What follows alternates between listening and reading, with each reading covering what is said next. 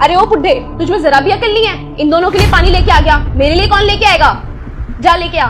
माफ करना, मैं अभी लेके आता। अंकल एक मिनट, आप तो धीरज के पापा हो ना? वो तुम्हारे ससुर है, तुम उनसे कैसे काम करा रही हो? अरे तुम पागल हो क्या यार? अगर वो धीरज के पापा होते तो ये इनसे काम थोड़ी ना करवाती। नहीं मनीषा, ये सही कह रही हैं। ये बात भी सही है कि ये धीरज के पापा हैं, लेकिन ये बात भी झूठी है कि यहाँ के नौकर हैं। तेरे को शर्म आनी चाहिए यार, इस उम्र में अपने ससुर जी की सेवा करते हैं और तू इनसे ही काम करवा रही है। हाँ तो ये बुढ़ा करेगा क्या? घर में बैठ के फ्री की रोटी तोड़ेगा क्या? तुम एक बार सोचो तो सही, आज नहीं तो कल अगर उसको पता चल गया तो? ये धीरज को क्या बताएगा? ये बताएगा, इसकी इतनी हिम्मत है। और वैसे भी धीरज मेरा पति है, वो हर बात मेरी ही सुनता है और वो आगे भी मेरी ही सुनेगा। एक बात कहूं बेटा, मेरी किस्मत खराब थी जो अपने बेटे के लिए मैंने इसे चुना। बहू तो परिवार को जोड़ती है और ये तो मेरे परिवार को तोड़ रही है बेटा। मेहमानों को देखा नहीं तो तेरी जुबान चलने लगी है।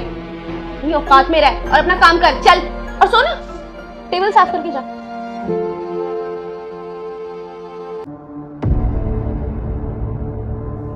गाइस, आज धीरज लेट आएगा। अब हम आराम से बैठ के पूरी रात चिल करेंगे और खाना तो ये बुढ़ा बना ही लेगा।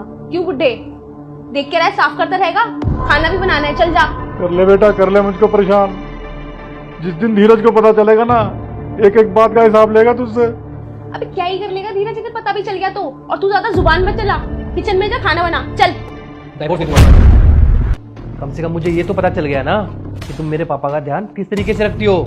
नहीं यार, तुम गलत समझ रहे हो। एक बार मेरी बात तो सुनो। बस करो, आज तक मैं तुम्हारी सुनता आया हूँ, इसीलिए मेरे पापा को ये सब सहना पड़ा। और पापा, आपने मुझे कभी कुछ बताया क्यों नहीं? बेटा मैं डर गया था, किसी ने मुझे धमकी दी थी कि मैं तुम लोगों के खिलाफ पुलिस केस कर दूंगी। अरे बेटा, मैं नहीं चाहता था कि मेरी वजह से तेरी जिंदगी खराब हो, इसलिए मैं सब कुछ सहता रहा बेटा। नहीं नहीं, ये झूठ बोल रहे हैं। ये तो चाहते ही कि हम दोनों अलग हो जाएं। झूठ तो तेरी वाइफ बोल रही है भाई, हमने अपनी आंखों से देखा है कि क्या हालत कर रखी है तेरे पापा की। एक बात सच बताऊं, गलती आपकी है। आपको अपने पिता से बैठ के ना एक बार बात करनी चाहिए थी कि प्रॉब्लम है क्या।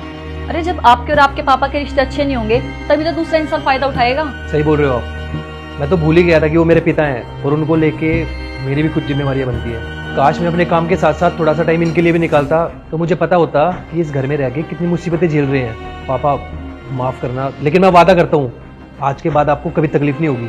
और तुम्हारे से सिर्फ मैंने इतना ही मांगा था ना कि तुम मेरे पापा का ध्यान रखो। तुमसे सिर्फ इतना भी नहीं हो पाया। जो लड़की मेरे पिता की इज्जत नहीं कर सकती ना, उसके लिए मेरे दिल में भी जगह नहीं है। बहुत तकलीफ दे ली तुमने मेरे पापा को, लेकिन अब और नहीं।